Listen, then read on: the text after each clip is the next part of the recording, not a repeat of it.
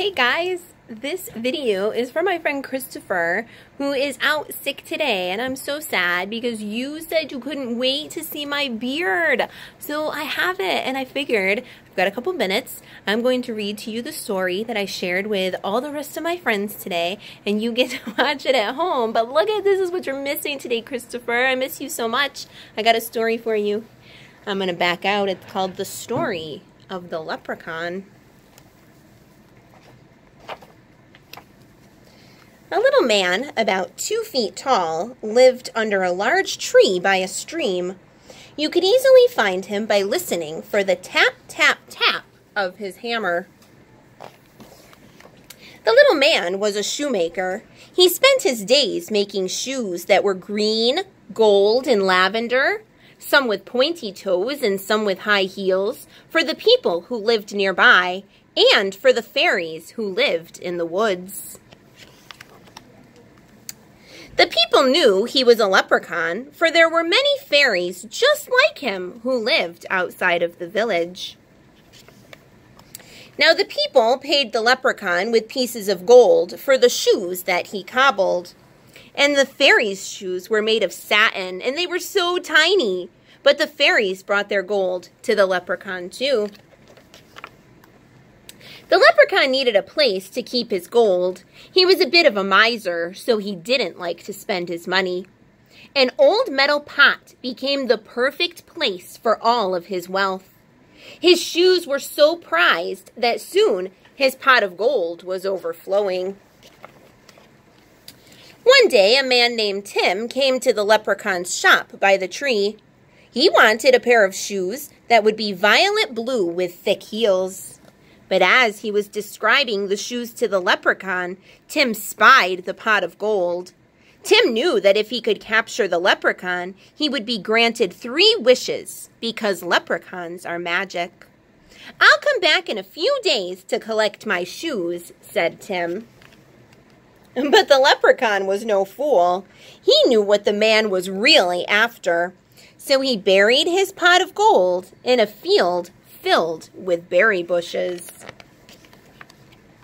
A few days later, Tim came back, and the leprechaun gave him the violet blue shoes. But when the leprechaun turned to hide his payment, he was snatched from behind. The leprechaun could not escape. Now Tim could get what he wanted.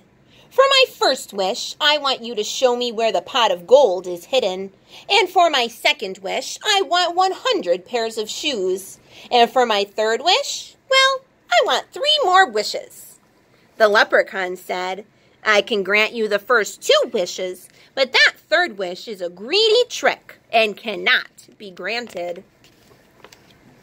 The leprechaun brought Tim to the field and pointed to the spot where the gold was buried. Well, Tim, he had no shovel to dig with, so he marked the spot with a stick and a shoe and decided he would come back later. When Tim returned, he could not believe his eyes. There were 200 sticks with 200 shoes all over the field. It was leprechaun magic. Tim dug many holes in the field, but he couldn't find the spot where the pot of gold was buried. After a few hours, he gave up. When he tried to collect the shoes, each one disappeared. The leprechaun had tricked him. The leprechaun needed to find a better place to hide his gold. He knew that rainbows were magic. You could never tell where one ended, and if he buried his gold at the end of one, only he would know how to find it again. So that is what he did. People still try to find his gold, but they never will. Listen for the sound of the leprechaun tap, tap, tap as he cobbles his shoes. Perhaps if you find him, and if you are very nice to him, he will grant you a wish. The Story of the Leprechaun. So that was for you, Mr. Christopher. I hope that you are feeling better, and I hope that you'll be back at school tomorrow. Oh, my beard's falling off.